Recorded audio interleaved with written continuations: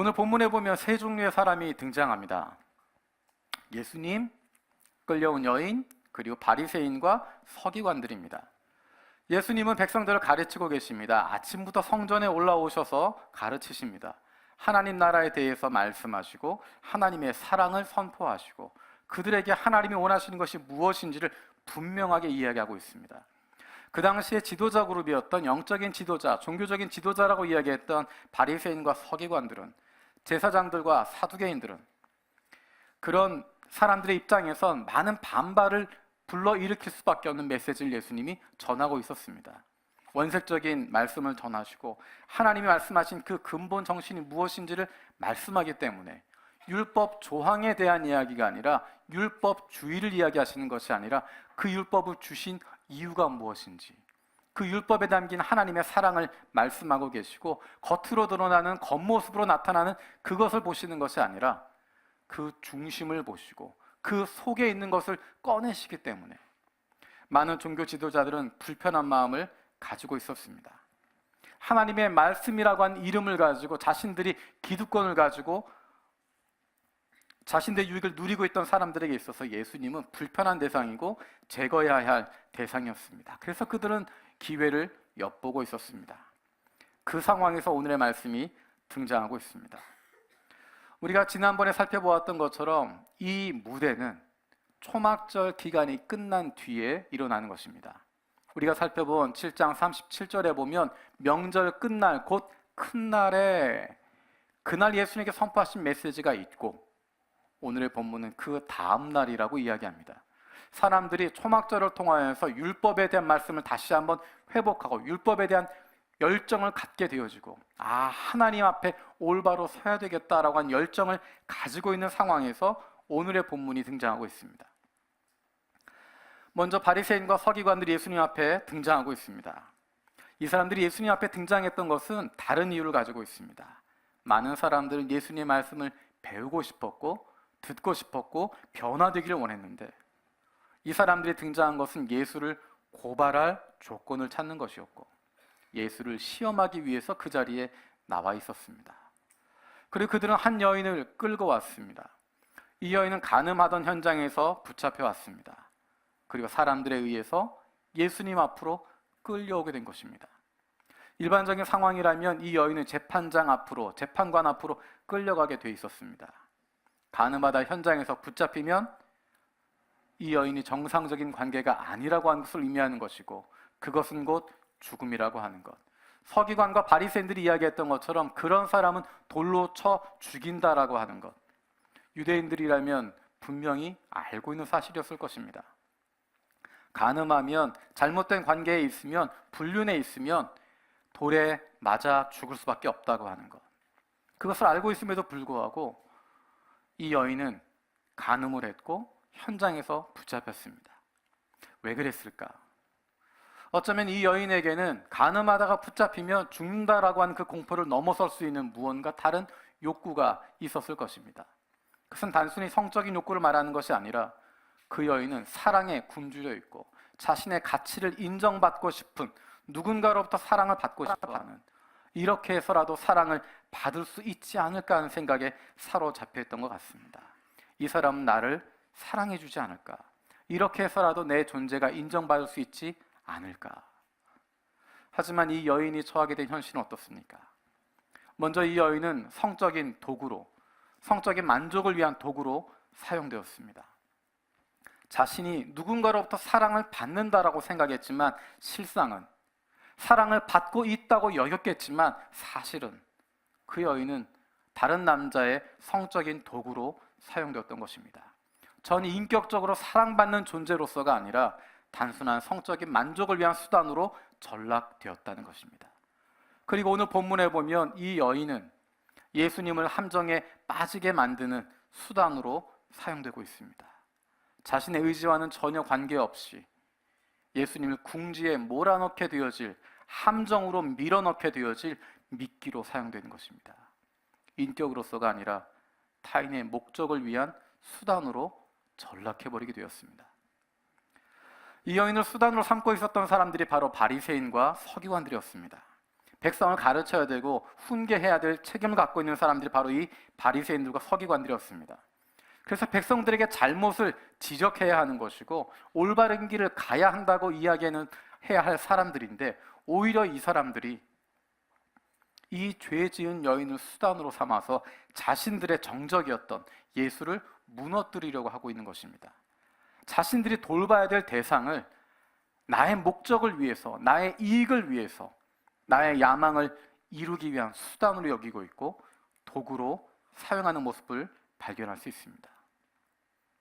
이 사람들이 이 여인을 예수님 앞으로 끌고 나온 것은 예수님으로 하여금 이 여인을 용서해달라고 이야기하는 것 아닙니다. 이 여인을 끌고 나온 것은 율법을 잘 지키기 위해서 나온 것도 아닙니다. 예수님의 말씀을 듣고자 해서 나오는 것도 아닙니다. 자신들의 야망을 위해서, 자신들의 생각을 관철시키기 위해서 모든 것을 수단화시키고 있는 것입니다. 그것에 방해되는 것은 무엇이든지 다 없애겠다 하는 것입니다. 자신들의 욕심을 채우는데, 유익을 누리는데 방해가 되고 있는 예수를 제거하기 위해서 계획을 세우고 함정을 만들어가는 것입니다. 이 사람들이 만들었던 함정이 어떤 것일까요? 예수님에게 두 가지의 선택을 주고 있습니다. 이 여인을 돌로 칠까요? 말까요? 만약에 예수님께서 이 여인을, 간음한 여인을 정죄하신다면 어떤 일이 일어나게 될까? 율법에는 이 사람들이 이야기했던 것처럼 간음한 여인을 돌로 치라고 되어 있습니다. 그런데 그 당시 로마 식민지였기 때문에 쉽게 사람을 죽일 수 있는 권한이 없었습니다. 조금 전에 이야기했던 것처럼 이 시기는 초막절 끝이라고 이야기했습니다. 초막절은 마치 독립기념일 같은 날입니다. 민족적인 정신이 투철해지는 날입니다. 율법에 대한 뜨거움이 있는 날입니다. 뜨거운 율법에 대한 열정을 가지고 율법대로 살아야 되겠다, 우리가 율법을 지켜야 된다라고 하는 마음이 있었기 때문에 예수님께서 만약에 이 여인 율법대로 돌로 쳐라라고 이야기하면 모든 사람이 일어나서 그를 돌로 쳤을 것입니다. 그러면 마치 로마 법을 어기고 군중을 선동해서 살인을 하게 되어진, 반란 선동하게 되어진 일이 되어집니다.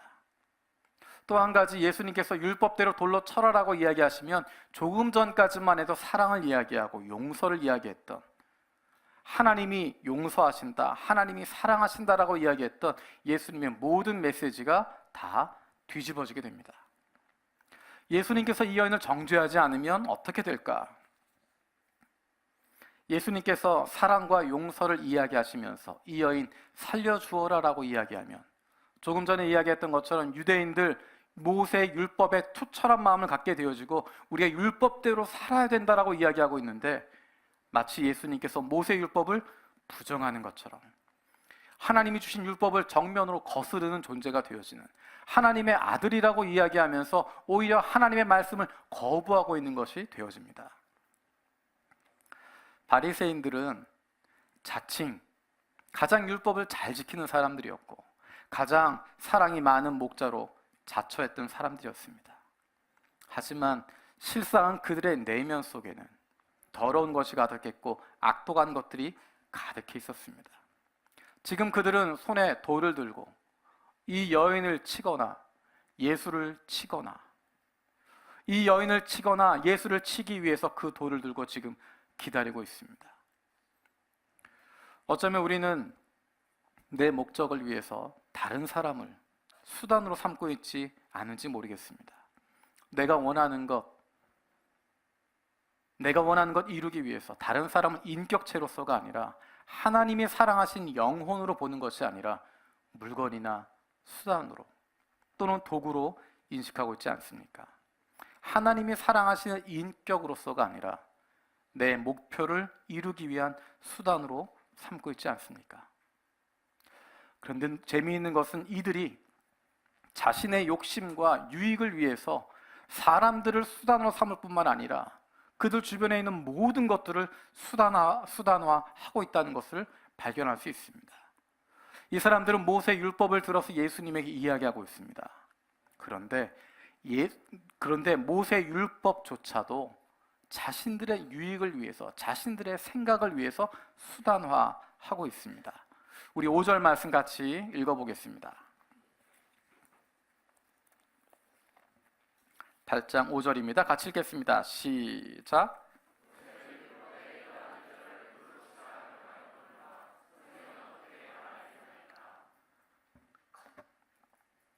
여러분 성경에 보시면 5절에 모세는 율법에 이러한 여자를 돌로 치라 명하였거니와 라고 되어 있는 앞부분에 뭔가 표시가 있는 성경들이 있을 것입니다.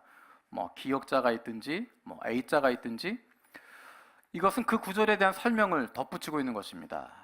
밑에 혹시 내려가서 보시면 나와 있는 구절이 레위기 20장 10절 또 신명기 22장 22절 표시가 되어 있습니다.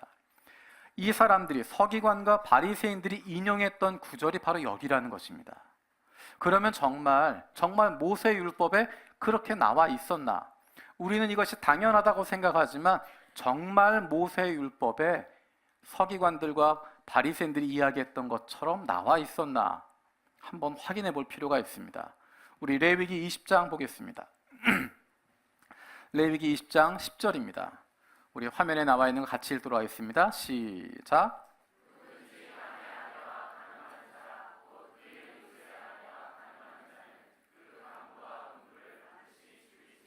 제가 세 번역을 읽어드리면 남자가 다른 남자의 아내 곧 자기의 이웃집 아내와 간통하면 간음한 두 남녀는 함께 반드시 사형에 처해야 한다. 우리 신명기도 읽어보겠습니다. 신명기 22장 22절에서 24절입니다.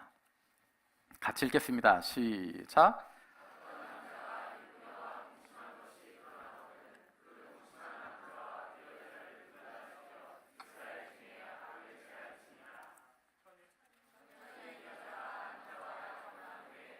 남자가 그를 성읍 중에서 만나 동침하면 너희는 그들을 둘 다 성읍 문으로 끌어내고 그들을 돌로 쳐 죽일 것이니 그 처녀는 성 안에 있으면서도 소리 지르지 아니하였으며 그 남자는 그 이웃의 아내를 욕보였음이라.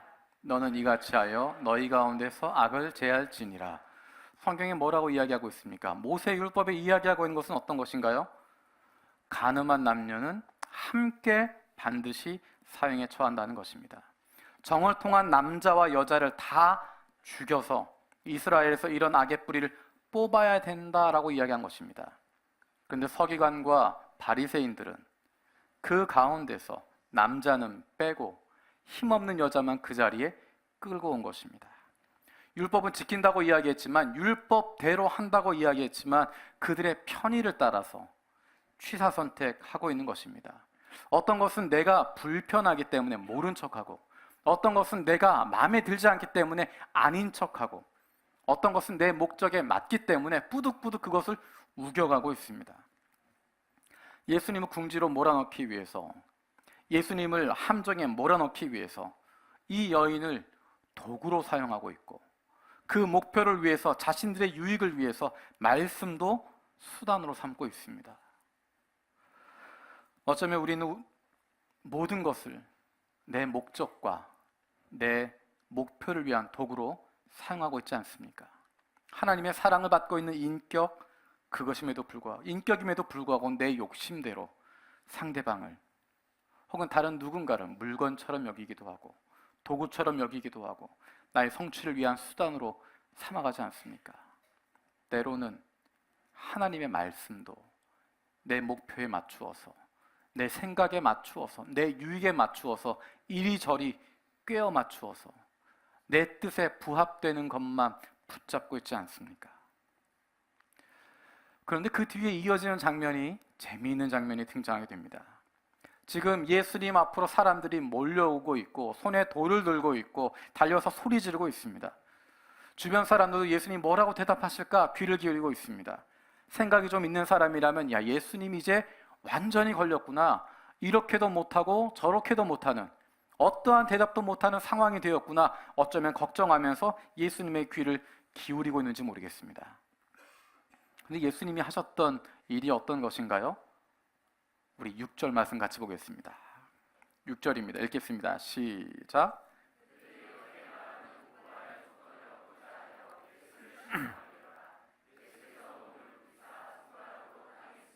우리 8절도 읽어보겠습니다. 시작. 다시 몸을 굽혀 손가락으로 땅에 쓰시니. 예수님이 하시는 일은 그것에 대답하는 것이 아니라 땅에 손가락으로 글씨를 쓰고 있습니다. 왜 땅에다가 손가락으로 글씨를 쓰고 계셨을까? 도대체 뭐라고 쓰셨을까?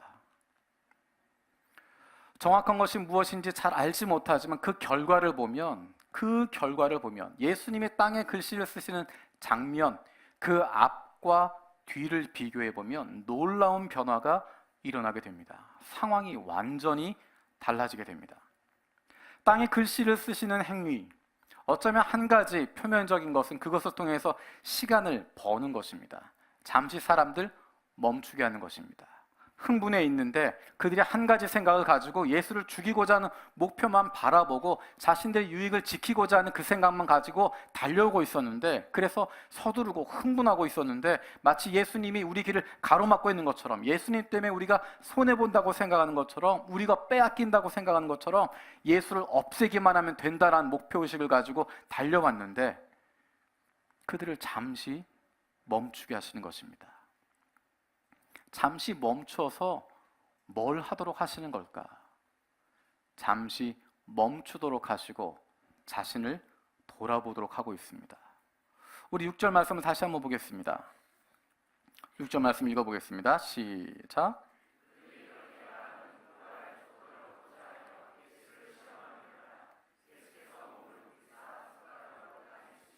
이 6절 내용을 세번역에서는 이렇게 이야기합니다. 앞에 부분은 똑같은 내용이고요.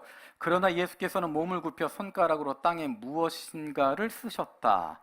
무엇인가를 쓰셨다라는 그 자리에 조금 전에 우리가 봤던 것처럼 니은자 표시가 되어 있습니다. 맨 밑에 설명을 읽어보면 다른 고대 사본들에는 그들 각자의 죄목을 이라고 써 있습니다. 그러니까 그들 각자의 죄목을 쓰셨다라고 읽을 수 있습니다. 그 자리에 몰려와 있는 사람들, 바리새인과 서기관들을 향하여서 그들 각자의 죄목을 손가락으로 땅에 쓰셨다. 사실 모든 내용을 다 쓸 필요도 없을 겁니다. 당사자 본인만 알고 있는 단어를 쓰시면 됐을 겁니다. 예수님께서는 나다나엘 멀리 있었지만 그의 중심을 보셨던 것처럼, 예수님께 나왔던 사람들의 마음 중심에 있는 것 다 아시는 것처럼, 아마도 예수님은 그 자리에 돌을 들고 왔던 사람들, 이 여인을 끌고 왔던 사람들, 그 마음의 중심에 뭐가 있는지 아시기 때문에, 그들의 삶이 무엇인지를 알기 때문에 그들의 각자의 죄목을 하나씩 하나씩 기록하지 않으셨을까? 예를 들어서 야곱, 마리아. 야곱이라고 하는 이름, 마리아라고 하는 이름, 흔한 이름이었지만 야곱이라는 남자가 만나지 말아야 할 이웃집 여인 마리아와 불륜의 관계에 있었다고 한다면 야곱, 마리아라고 써있는 그 단어를 보면 그는 기겁할 수밖에 없을 것입니다. 그 마음에 감추었던 비밀인데, 아무도 모른다고 생각하고 있었는데, 아무에게도 들키지 않았다고 생각했는데 예수님이 그 죄악을 떠오르게 하는 단어들을 쓰셨다고 하면, 각자의 죄악에 관련된 단어를 쓰셨다고 하면, 이렇게 심각한 죄는 아니겠지만 우리가 원단 금식을 할 때 우리는 그런 유혹을 느낄 때가 많습니다. 교회에 있을 때는 괜찮은데 집에 출퇴근하시는 분들은 많은 유혹을 갖습니다. 여러분 표정을 보니까 보이는 것 같아요. 마치 그 다음날 아침에 올 때는 아무 일도 없었던 것처럼 오시지만 신라면, 토스트, 아무것도 안 먹은 것처럼 하지만 실제 밤중에 신라면 몰래 먹고 그 다음날 아침에 아무 일도 없는 것처럼 그러고 왔는데, 만약에 제가 여러분 보면서 신라면,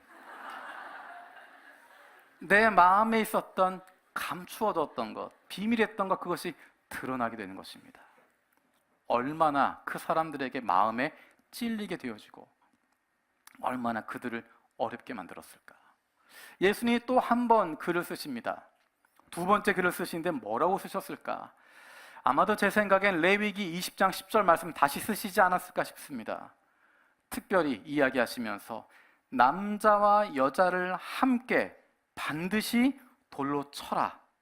제가 하는 스타일대로 남자와 여자를 함께 밑줄 쫙 긋고 야곱, 마리아. 9절에서 사람들의 반응이 나옵니다. 우리 9절 말씀 같이 읽어보겠습니다. 9절입니다. 시작.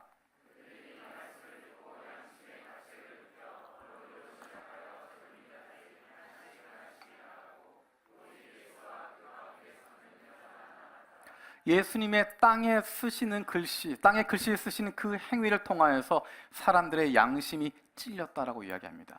양심의 가책을 받았다라고 이야기합니다. 자신들의 죄를 깨닫게 되는 것입니다. 자신들의 죄됨을 발견하게 되는 것입니다. 그리고 물러갔다라고 이야기합니다. 만약에 그들의 죄를 이야기한다면 왜 하필이면 땅에 쓰셨을까? 왜 하필이면 땅에 쓰셨을까? 파피루스라고 하는 그 당시 종이도 있었고 양피지도 있었고 하나님이 하셨던 것을 보면 돌판 위에 십계명도 새기시는데 그냥 그 옆에 있는 큰 바위에다가 사람 이름 딱 새겨가지고 그 사람의 죄 만인들 앞에 공개할 수 있도록 너 바리새인 너 이런 죄 있지? 라고 이야기해놓고 야곱, 마리아 써놓고 너 서기관 네가 가지고 있는 죄 그 사람의 이름을 이야기하고 그 사람이 했던 죄 그대로 이야기하고 아마 우리라면 그랬을 것 같아요. 우리라면 네가 그런 죄가 있음에도 불구하고 나한테 돌을 들고 와 생각을 하면서 너 무슨 죄 있지? 너 무슨 죄 있지? 그 자리에서 공개적으로 이야기할 것 같기도 하고 말하지 않는다면 하늘 위에 글씨를 써서 모든 사람이 볼 수 있게 하고 바위 위에 그 이름과 그 죄악을 새겨서 평생 잊어버릴 수 없도록 만들어버릴 것 같은데 그래서 그 사람 완전히 매장시켜버리고 그 사람 완전히 죽여버릴 수 있을 것 같은데 다시는 예수님 향해서 돌 들지 못하도록 다시는 예수님 쳐다보지도 못하도록 다시는 그 앞에 범접할 수 없도록 만들어버릴 것 같은데 예수님은 그렇게 하지 않으셨습니다. 왜 땅에 쓰셨을까? 아마도 그 사람이 그 글씨를 읽고 마음에 찔리게 되었을 때 그 마음에 내가 죄인이라고 하는 것 깨닫게 되었을 때 아마도 예수님이 그것을 다시 다 지워버리셨을 겁니다. 그 자리에서 일어나시면서 그 썼던 것들 다 지워버리셨을 것입니다. 그들의 죄를 깨닫게 하시고 그들의 죄를 깨닫게 하시고 그 글을 곧 지워버리는 것입니다. 우리는 남의 잘못 또는 내 욕심 그것들 어쨌든 영원히 기억하고 싶고 영원히 다른 사람의 죄를 기억하고 싶고 되새기고 싶고 죄인들을 감옥에 가둬주고 싶은 나의 좋은 면, 나의 선행을 돌에 기록해서라도 영원히 남기고 싶은 그런 욕심을 가지고 있는데 예수님이 땅에 쓰신 글씨는 어쩌면 내가 너를 용서하겠다라고 의지적으로 보여주신 것입니다. 너에게 이런 죄가 있지만 이런 잘못이 있지만 이런 죽을 수밖에 없는 죄인이지만 내가 그것 지워주겠다. 내가 그것 사해주겠다. 내가 너를 정죄하지 않겠다. 내가 너를 다시 한번 기회를 주겠다 말씀하시는 예수 그리스도로 말미암아 죄를 깨달으면 예수 그리스도로 말미암아 죄사함을 받게 되어지고 용서받을 수 있다고 하는 그것을 보여주신 것이 바로 예수님의 그 행동이 아닌가 생각하게 됩니다. 예수님을 만난 사람들은 어떻게 바뀌었을까요? 이 여인은 두 번째 삶의 기회를 얻게 됩니다. 간음 현장에서 붙잡혔으면 그것으로 인생 끝나는 겁니다. 그런데 이 여인에겐 인생의 두 번째 기회가 주어졌습니다. 단순히 목숨을 건지게 된 것이 아니라 이제 육신의 삶은 죽었고 새롭게 영생을 누리게 되어지는 예수 그리스도 안에서의 조건 없는 용서를 경험하게 되어지고 그 안에 담겨져 있는 하나님의 사랑을 느끼게 되어지는 것입니다.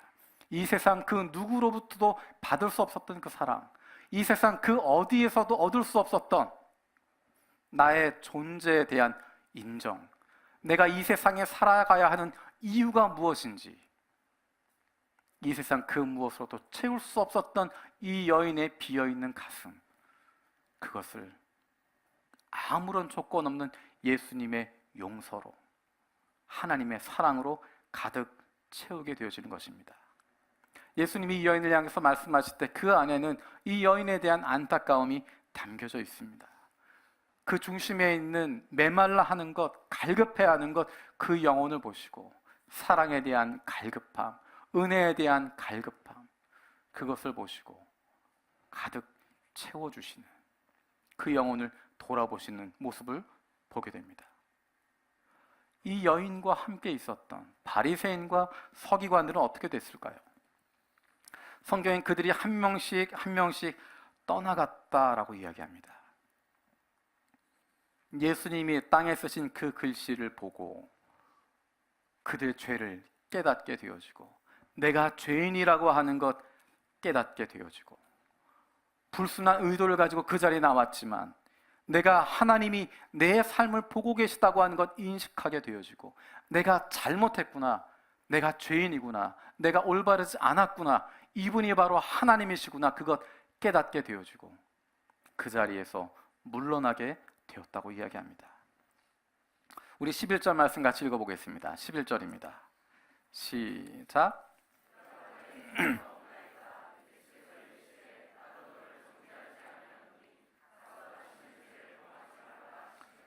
나도 너를 정죄하지 아니한다라고 하는 이 이야기, 이것은 단순히 이 여인에게만 이야기하는 것이 아닙니다. 예수님은 이 여인에게 죄가 없다 말하지 않습니다. 다시는 죄를 짓지 말라라고 이야기합니다. 삶이 달라져야 된다. 그리고 그가 어떻게 살아야 될지에 대해서 예수님은 말씀하고 있습니다. 그런데 단순히 이 말씀은 그 여인만 향하고 있는 것이 아닙니다. 이 말씀은 어쩌면 예수님을 향해서 돌을 들고 나서고 있었던 바리새인과 서기관들에게도 주어지는 것입니다. 이 여인을 정죄하기 위해서, 자신들의 욕심을 위해서 모든 사람을 다 수단화시켜버리고 모든 것을 다 수단으로 만들어버리고 심지어 하나님의 말씀까지 내 욕심에 맞추어서 꽤 맞추고 있었던 하나님이신 예수님을 향해서도 돌을 들고 던지려고 했던 그 사람들을 향해서도 말씀하고 있는 것입니다. 이제 돌아오라는 것입니다. 이제 처음에 그 모습으로 돌아오라는 것입니다. 처음에 가지고 있었던 그 사랑으로, 처음에 있었던 그 모습으로 솔직하게 말씀 앞에 서라는 것입니다. 그래서 우리의 죄를 깨닫게 되어지고 그를 통해서 하나님께서 이 세상에 보내신 예수 그리스도께 나오라는 것입니다. 자기의 욕심에 의해서 움직이던 사람들이, 자기의 뜻을 관철하기 위해서 몰려가던 사람들이, 그 여인을 정죄하던 사람들이, 예수를 시험하던 사람들이 그들의 양심의 가책을 얻게 되어지고 죄인이라고 하는 것 깨닫게 되어지고 돌을 내려놓게 된다는 것입니다. 그들이 양심의 가책을 받아서 하나씩 둘씩 떠나게 되어졌던 것, 그것은 그들로 하여금 내가 죄인입니다라고 고백하는 것이었고, 그것이 주님 앞에 용서를 구하는 행위였던 것입니다. 예수님은 그들에게도 말씀하십니다. 내가 너희를 정죄하지 않는다. 왜 그들이 그렇게 예수님에게 달려갔을까? 왜 다른 사람들을 정죄하고 비난하고 공격하고 있었을까? 왜 그랬을까? 그들은 그들의 욕심에 정신이 팔려 있었습니다. 하나님을 향한 올바른 신앙, 그것보다, 하나님에게 시선을 맞추는 것보다 내가 하고 싶은 것 거기에 집중하다 보니까, 내가 누리고 싶은 것 거기에 집중하다 보니까 어떠한 거짓말도 서슴지 않게 하게 되고, 어떠한 인면수심의 일도 개의치 않고, 다른 사람에게 상처 입히는 것 전혀 미안해하지 않고, 하나님 나라가 어떻게 욕을 먹는지, 어떻게 비난을 받는지, 선교의 문이 어떻게 닫히고 있는지 거기에 관심조차 두지 않고, 내가 누리고 싶은 것, 내가 소유하고 싶은 것, 내가 인정받고 싶은 것, 내가 그동안 잘 이루었다라고 생각하는 그것을 지키기 위해서 거기에만 시선을 꽂고 거기에만 붙잡혀서 달려가고 있기 때문입니다. 예수님은 잠시 멈추라고 이야기하십니다. 정신없이 달려가는 것이 아니라 잠시 멈추라고 말씀하십니다. 그리고 돌아보라고 말씀하십니다. 우리가 교회가 교회사역 안식년을 준비하고 있습니다. 일정한 시간을 정해서 우리가 그동안 하던 일들을 잠시 멈추고 점검하고 하나님께 초점을 맞추려는 시간을 가지려고 합니다. 저와 여러분에게는 한 가지 두려움이 있습니다. 한 번 시작하면 정신없이 달려간다는 것입니다. 한 번 시작하면 내가 정말 이것이 올바른 것인지 아닌지 모르는 상태로 계속 가게 되면 어떻게 하나. 내가 열정으로 시작은 하는데 그것이 다시 하나님이 아니라 잘못된 방향을 보게 되면 어떻게 하나. 내가 열심히 사역하다가 열심히 교회를 섬기고 열심히 하나님 일을 한다고 열심히 달려가다가 그 방향 잃어버리면 어떡하나. 잘못된 곳으로 가고 있으면 어떻게 하나. 열심히 하는데 잘못된 열심 가지고 잘못된 방향으로 가게 되면 오히려 안 하는 이만 못하는 것 아닐까. 그래서 교회 사역 안식년이라고 하는 것을 만들려고 하는 것입니다.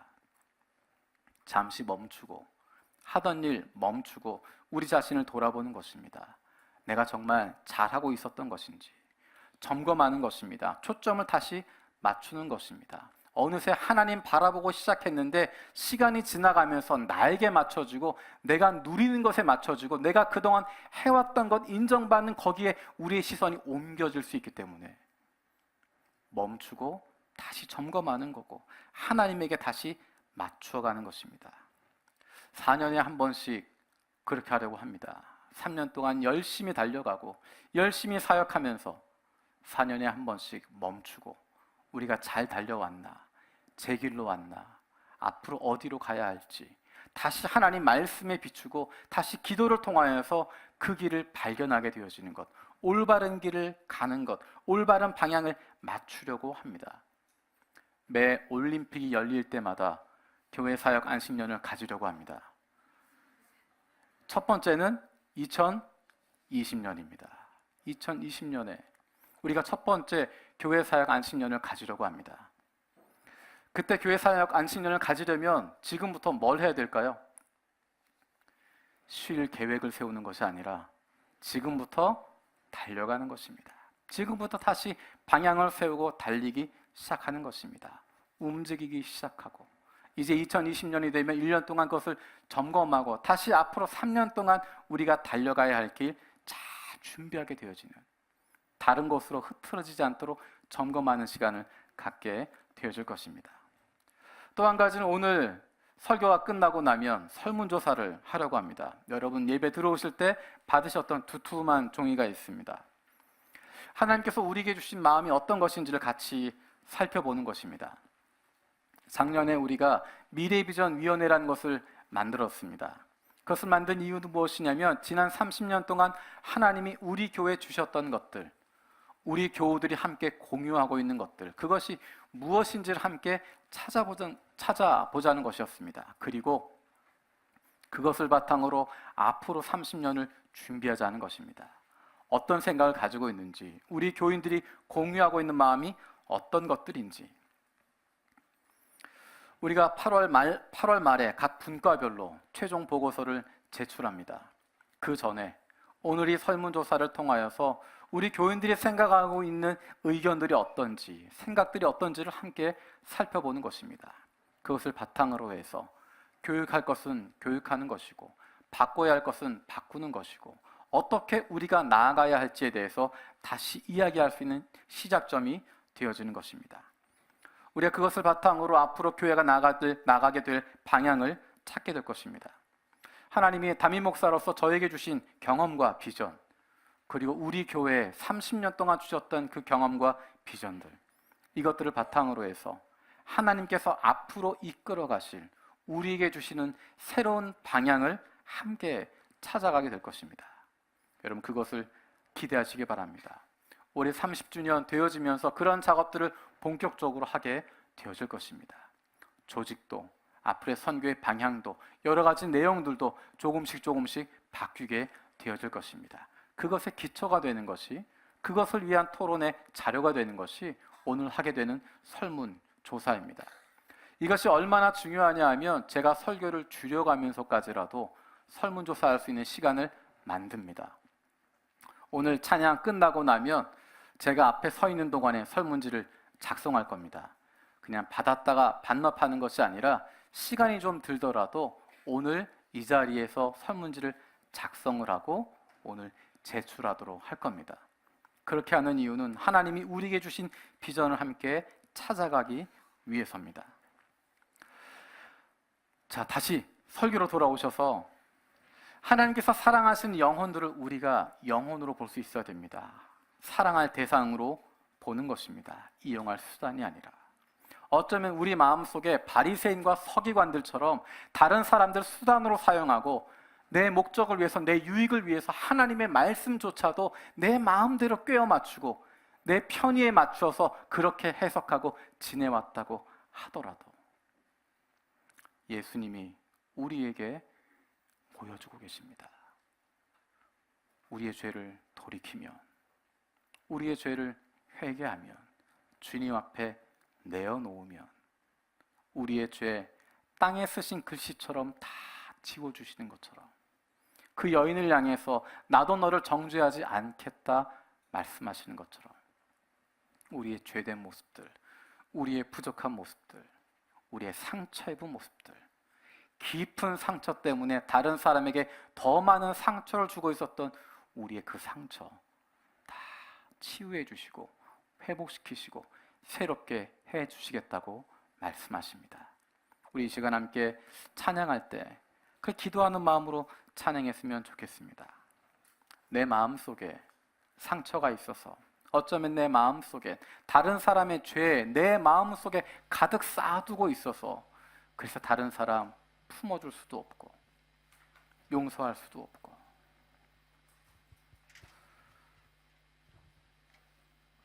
하나님을 향하여서도 말씀을 읽고 있지만 예수님 믿는다고 이야기하지만 내 상처 때문에, 내 욕심 때문에 내 마음대로 하고 있었던 그것 주님께서 회복시켜 주시고 새롭게 만들어 주시고 다시 주님의 사랑받는 존재로 회복되도록 해 주십시오. 기도하는 마음으로 함께 찬양 드리겠습니다. 예수 나의 좋은 치료자, 예수 나의 좋은 치료자, 그의 눈이 머무는 곳은 나의 슬픔과 고통, 고개 들어 그의 눈을 볼 때에 난 알았네.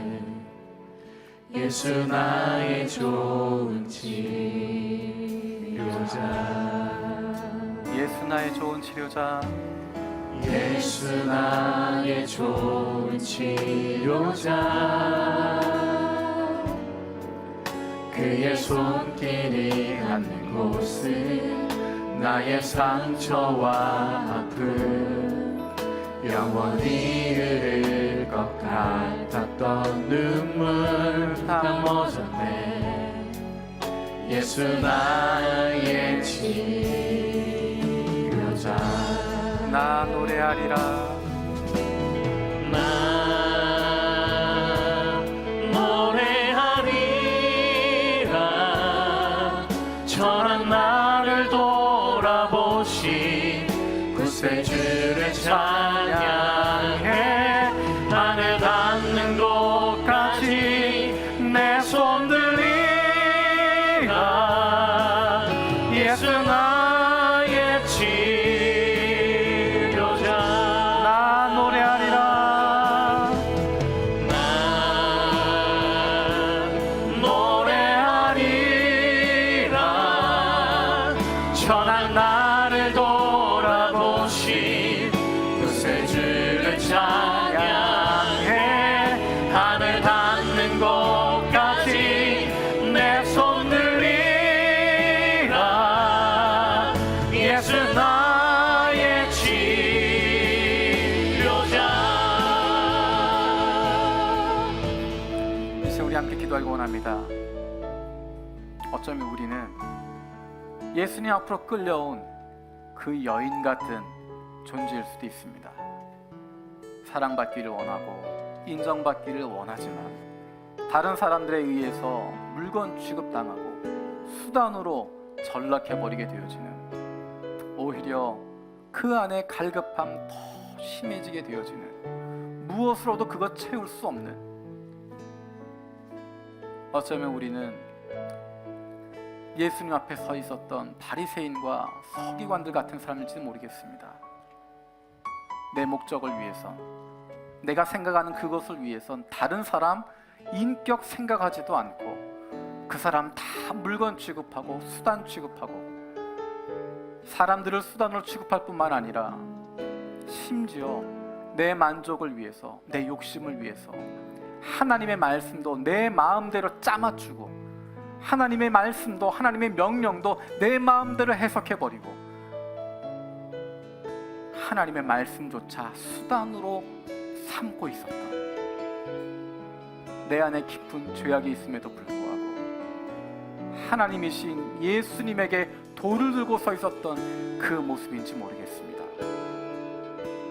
하지만 하나님, 예수님께서 땅 위에 그들의 죄악들을 쓰시고 그로 말미암아 그들의 양심의 가책을 받게 하시고 죄인임을 깨닫게 하시고 돌을 내려놓고 돌아서게 하신 것 기억합니다. 그 죄를 지적하시면서 돌판 위에 새기지 않으시고 사람들 앞에서 창피 주지 않으시고 한 사람 한 사람 그 마음을 움직여 주셔서 그 마음 가운데 내가 죄인입니다 고백하게 하셨던 것 기억합니다. 이 여인을 향하여서 나도 너를 정죄하지 않는다 말씀하셨던 것 기억합니다. 하나님, 우리는 그 여인 같은 사람이고 바리새인과 서기관 같은 사람들인데 예수 그리스도로 말미암아 죄 사함을 얻게 해주시고 그로 말미암아 새로운 생명 얻게 하여 주시옵소서. 함께 기도하겠습니다. 살아계신 아버지 감사드립니다. 아버지 하나님, 아버지 하나님, 바리새인 같은 사람, 서기관 같은 사람입니다. 내 욕심을 채우기 위해서 사람을 수단으로 삼고 숫자로 보고 물건 취급하게 되었고 그 인격 바라보지 못했습니다. 이제 대상으로만 생각했습니다. 나의 결과로만 생각했습니다. 하나님, 용서하여 주옵소서. 하나님, 그들 앞에 그들의 죄악을 크게 쓰셨던 것 기억합니다. 그들의 죄악을 깨닫게 하셨던 것 기억합니다. 우리가 그 죄악 깨닫게 해주시고 그로 말미암아서 주님 앞에 나아갈 수 있는, 무릎 꿇을 수 있는, 내가 죄인이여 나에게 주님이 필요합니다 고백할 수 있는 은혜가 있게 하여 주시옵소서.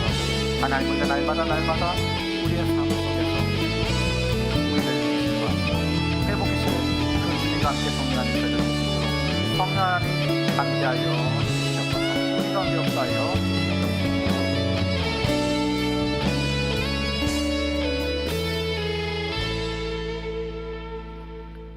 살아계신 하나님, 어쩌면 우리는 나는 그 가늠하다가 붙잡힌 여인 아닙니다 생각하고 있었는데 우리가 그 자리에 있었던 바리새인과 서기관이었음을 고백합니다. 우리의 목표를 위해서, 내 유익을 위해서, 내가 인정받는 것을 위해서 하나님이 사랑하시는 인격을, 한 사람을 사랑할 대상으로 보는 것이 아니라 수단으로 취급하고